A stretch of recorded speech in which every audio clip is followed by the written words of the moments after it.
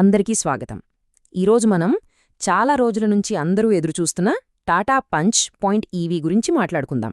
మార్కెట్లో దీని గురించి చాలా బజ్ ఉంది కదా, సో అస్సలు లేట్ చేయకుండా దీని సంగతేంటో చూసేద్దాం. ఇప్పుడు అందరి మనసులో వచ్చే పెద్ద ప్రశ్న ఇదే. చూడ్డానికి సేమ్ పాత పంచ్లానే ఉంది కదా, మరి దీనికోసం అదనంగా డబ్బులు పెట్టటం అవసరమా? నిజంగా అంత వర్తా? ఈ ప్రశ్నకు సమాధానం కావాలంటే మనం దీని ఫీచర్ల లోపలికి వెళ్లాల్సిందే. సరే, చూడండి, బయట నుంచి చూస్తే అచ్చం పాత పంచ్లాగే ఉంటుంది, పెద్దగా తేడా ఏం కనపడదు. కానీ అసలు మ్యాటర్ అంతా లోపల ఉంది. ఫీచర్స్లో, టెక్నాలజీలో, ఇంకా చెప్పాలంటే మనం నడిపేటప్పుడు వచ్చే ఫీల్లో దానికి దీనికి చాలా చాలా పెద్ద తేడా ఉంది. అదే ఈ కారు స్పెషాలిటీ అన్నమాట. సరే, ముందుగా కారు బయట నుంచో లుక్కేద్దాం. ముఖ్యంగా ముందువైపు డిజైన్లో చాలా మార్పులు చేశారు. అవేంటో చూద్దాం పదండి. ముందువైపు చూడగానే వావ్, భలే ఫ్యూచరిస్టిక్గా అనిపిస్తోంది. కారు వెడల్పంతా ఉండే కనెక్టెడ్ ఎల్ఈడీ లైట్స్, రాత్రిపూట మెరిసే టాటా లోగో, ఇంకా ఛార్జింగ్ పోర్ట్ కూడా ముందే ఇచ్చేశారు. చాలా కొత్తగా ఉంది కదా. అంతేకాదు, 360 కెమెరా, ఏరోడైనమిక్స్ని ఇంప్రూవ్ చేసే ఎయిర్ కర్టెన్స్, ఇంకా స్టైలిష్గా ఉండే 16 అంగుళాల డైమండ్ కట్ వీల్స్ అన్నీ ఉన్నాయి. ఇప్పుడు ఛార్జింగ్ పోర్ట్ ప్లేస్మెంట్ గురించి కొంచెం మాట్లాడుకోవాలి. ఇది ముందువైపు ఉండటం వల్ల ఒక మంచి ఉంది, ఒక చిన్న ఇబ్బంది ఉంది. మంచి ఏంటంటే ఛార్జింగ్ స్టేషన్లలో ముందు నుంచి ఈజీగా పార్క్ చేసి ఛార్జింగ్ పెట్టుకోవచ్చు. కానీ దేవుడి దయవల్ల ఏమీ కాకూడదు, కానీ ముందువైపు నుంచి చిన్న యాక్సిడెంట్ అయినా బంపర్తో పాటు ఆ ఛార్జింగ్ సెటప్ మొత్తం డ్యామేజ్ అయ్యే ఛాన్స్ ఉంది. అప్పుడు రిపేర్ ఖర్చు కొంచెం గట్టిగానే తగులుతుంది. ఇక సైడ్ నుంచి చూస్తే డోర్ల కింద, టైర్ల చుట్టూ మందంగా ప్లాస్టిక్ క్లాడింగ్ ఇచ్చారు. ఇది చూడటానికి రగ్గిడ్ లుక్ ఇవ్వటమే కాదు, చాలా ప్రాక్టికల్ కూడా. మన ఇండియన్ ట్రాఫిక్లో చిన్న చిన్న గీతలు, దెబ్బలు తగలడం కామన్ కదా, అలాంటి వాటి నుంచి పెయింట్ను ఇది కాపాడుతుంది. సరే, ఇప్పటిదాకా బయట చూసాం కదా, ఇప్పుడు కార్ లోపలికి వెళ్దాం. ఎందుకంటే అసలైన మేకోవర్, అసలైన మార్పు జరిగింది ఇక్కడే. మామూలు పంచ్తో పోలిస్తే ఇంటీరియర్ని అసలు గుర్తుపట్టలేనంతగా మార్చేశారు. ఈ స్లైడ్ చూస్తేనే మీకు ఆ తేడా ఏంటో క్లియర్గా అర్థమైపోతుంది. పాత పంచ్లో ఓ బేసిక్ డాష్బోర్డ్ ఉండేది, కానీ ఈ పంచ్.ఈవీలో చూడండి, 2 పెద్ద స్క్రీన్లు, ఎండాకాలంలో భలే రిలీఫ్నిచ్చే వెంటిలేటెడ్ సీట్లు, ఎలక్ట్రానిక్ పార్కింగ్ బ్రేక్, ఆ పైన సన్రూఫ్ కూడా. టెక్నాలజీ, కంఫర్ట్ పరంగా ఇది నెక్స్ట్ లెవెల్ అంతే. ఇందాక డ్యూయల్ స్క్రీన్స్ అన్నాను కదా, వాటి సైజ్ ఎంతో తెలుసా? ఇన్ఫోటైన్మెంట్ స్క్రీన్ ఇంకా డ్రైవర్ ముందుండే డిజిటల్ డిస్ప్లే రెండూ కూడా ఏకంగా 26.03 సెంటీమీటర్లు. ఇవి క్యాబిన్కి చాలా మోడర్న్, హైటెక్ ఫీల్నిస్తాయి. సెంటర్ కన్సోల్లో గేర్ లివర్కి బదులుగా ఒక రౌండ్ డయల్ ఇచ్చారు. ఇది చాలా స్టైలిష్గా ఉంది. దీన్ని చూసిన ఒక రివ్యూవర్ ఏమన్నారంటే, అది చూడ్డానికి ఒక నగ బ్యాంగిల్లా ఉందట.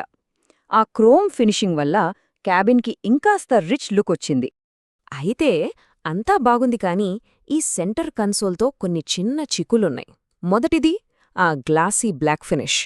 చూడ్డానికి భలే ఉంటుంది, కానీ వేలిముద్రలు, చిన్న గీతలు ఇట్టే పడిపోతాయి. ఇక రెండోది ఏసీ కంట్రోల్స్. ఇవి టచ్ బటన్స్, చేతులు పొరపాటున తగిలినా చాలు ఆన్ అయిపోతాయి. రివ్యూవర్ దీన్ని ఒక టార్చర్ అని ఎందుకన్నారో అర్థం చేసుకోవచ్చు. మరి దీనికి సొల్యూషన్ ఏంటి? ఒక ప్రాక్టికల్ టిప్ ఉంది. చాలామంది స్మార్ట్ కస్టమర్లు ఏం చేస్తున్నారంటే, గ్లాసీ ప్యానెల్ మీద ప్రొటెక్టివ్ ఫిల్మ్ అంటే పీపీఎఫ్ వేయించుకుంటున్నారు. సో ఈ కారు కొనాలనుకుంటే ఈ పాయింట్ గుర్తుపెట్టుకోండి. 90 డిగ్రీలు ఈ ఒక్క నంబర్ చాలు ఈ కారులో ఉన్న ఒక సూపర్ ప్రాక్టికల్ ఫీచర్ గురించి చెప్పటానికి. అదేంటంటే, వెనక డోర్లు అవి పూర్తిగా 90 డిగ్రీల యాంగిల్లో ఓపెన్ అవుతాయి. దీనివల్ల పెద్దవాళ్లు కానీ ఎవరైనా సరే కారు ఎక్కడం, దిగడం చాలా చాలా ఈజీ అవుతుంది. ఇది చిన్న ఫీచరే అనిపించొచ్చు, కానీ రోజూ వాడేవాళ్లకి దీని విలువ తెలుస్తుంది. ఓకే, లుక్స్, ఫీచర్స్ అన్నీ చూసాం. ఇప్పుడు అస్సలు విషయానికొద్దాం.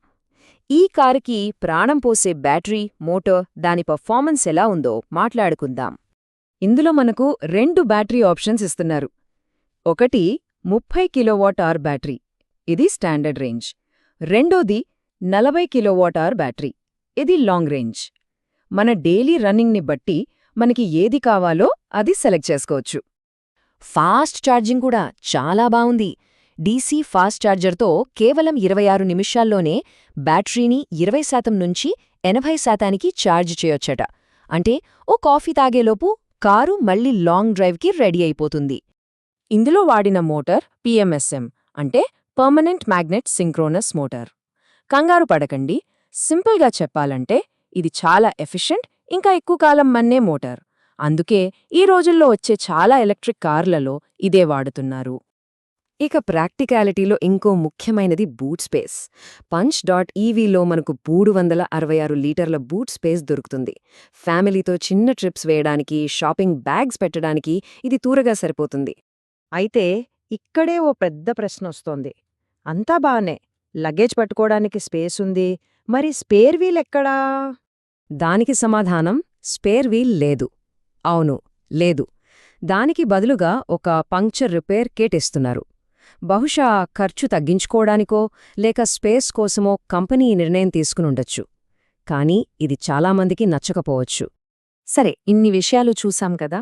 మంచి చెడులు అన్నీ బేరీజ్ వేసుకున్న తర్వాత ఫైనల్గా ఒక మాట చెప్పాలంటే ఈ కారు ఎవరికి కరెక్ట్గా సూట్ అవుతుంది? నా అభిప్రాయం ప్రకారం రోజూ ఆఫీస్కి వెళ్ళి వచ్చేవాళ్లకు లేదా అప్పుడప్పుడు ఓ 150 కిలోమీటర్ల లోపు ట్రిప్స్ వేసేవాళ్లకు ఈ కారు పర్ఫెక్ట్. పెట్రోల్ ఇంజిన్ కంటే ఎలక్ట్రిక్ వెహికల్ ఇచ్చే ఇన్స్టెంట్ పికప్ నచ్చేవారికి, అలాగే మోడర్న్ ఫీచర్లతో నిండిన క్యాబిన్ కావాలనుకునేవారికి ఇది బాగా నచ్చుతుంది. కానీ ఒక్కటే కండిషన్, స్పేర్ వీల్ లేకపోయినా పర్లేదు అనుకోగలగాలి. కాబట్టి చివరిగా ఒక ప్రశ్నతో ముగిద్దాం. దీని ఫీచర్లు, ధర, ప్రాక్టికాలిటీ ఇవన్నీ చూశాక భారతీయ మార్కెట్లో ఎలక్ట్రిక్ కార్లను సామాన్యుడికి చేరువ చేసే కారు ఇదే అవుతుందా? ఏమనుకుంటున్నారు?